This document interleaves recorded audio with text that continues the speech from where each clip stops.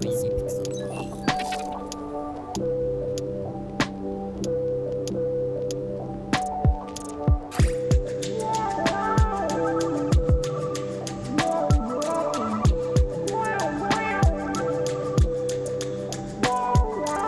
seem to be in the age of cyberpunk, where developers are doing anything they can to distinguish themselves from other titles in the genre, which I'm definitely not opposed to.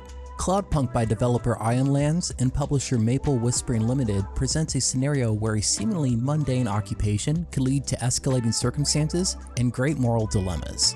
Monthly subscription, premium mode.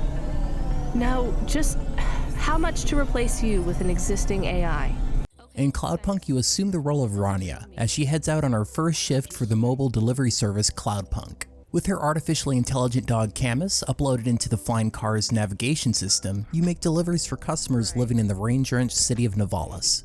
After meeting several strange characters and repeatedly told not to ask about the contents of your delivery packages, she begins to suspect that Cloudpunk may be involved in various nefarious activities. The dark themes are balanced by the lighthearted back and forth between a few of the characters, especially the dialogue between Rania and Camus. Gameplay mostly consists of flying your car or Hova through different sections of the city to pick up and deliver packages. Controlling your Hova feels natural and makes for easy traversal throughout the dark and intimidating futuristic landscape. Parking lots are set up at each destination, which allows you to land and continue your delivery on foot. While exploring, it's possible to sometimes find random items, merchants, food stands, or interesting characters to talk to. On the other hand, flying your Hova becomes much more entertaining when you have some proper upgrades installed. The Hova can break down as well as run out of gas, but neither happens too often, which made it feel like it was less of a burden and easier to focus on the story instead of maintenance. Flying through Novalis is a great way to experience the beautiful visuals that Cloudpunk features. Neon lights and hologram billboards top almost every towering building that comes into view. Furthermore, different sections of Novalis have their own identity and atmosphere, which the design of the environment reflects. Organic material like character models and trees are represented with simple geometric voxel shapes, which feel at home in this broken digital world. It's a pretty striking art design, and one that epitomizes cyberpunk. In combination with this is the dark soundtrack, which mostly consists of various synth beats or droning ambience. Periodically, you're given just the sounds of your Hova and the city around you. It's a fantastic soundtrack, but one that also conveys the bleakness of Novalis.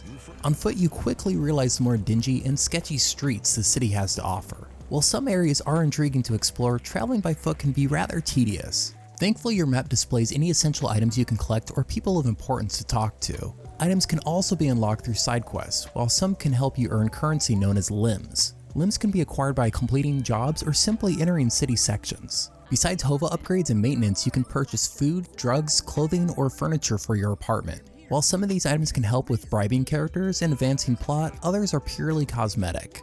I didn't feel there was much incentive to buy clothing as the camera is pulled away pretty far from your character, making any changes not really noticeable.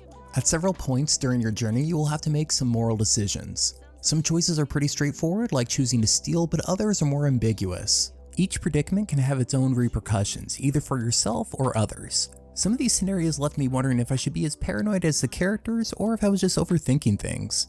All dialogue is voice acted, with the main cast being exceptionally well represented by their respective voiceover. However, the side characters are pretty hit and miss. I can overlook when this affects more lighthearted scenes, but during some of the game's more emotional moments with the supporting cast, the delivery completely ruins it.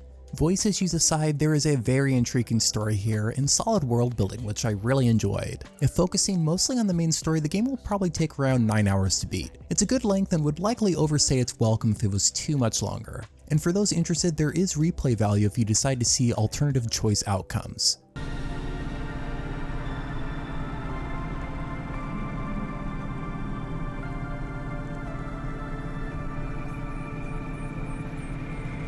Cloudpunk is a morally conflicting cyberpunk experience wrapped in a grimy and glitzy aesthetic. The game loop of exploring the world as a delivery driver and discovering everything it has to offer provided to be a unique enough angle that held my attention from beginning to end, even if the pacing felt off at times when switching between flying and walking. Still, those looking for an over-the-top sci-fi adventure, Cloudpunk definitely delivers.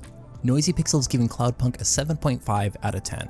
Thank you so much for watching. Noisy Pixel is run by a group of gamers who work hard to bring you news, reviews, previews, and more. Please subscribe to keep up with all our future content.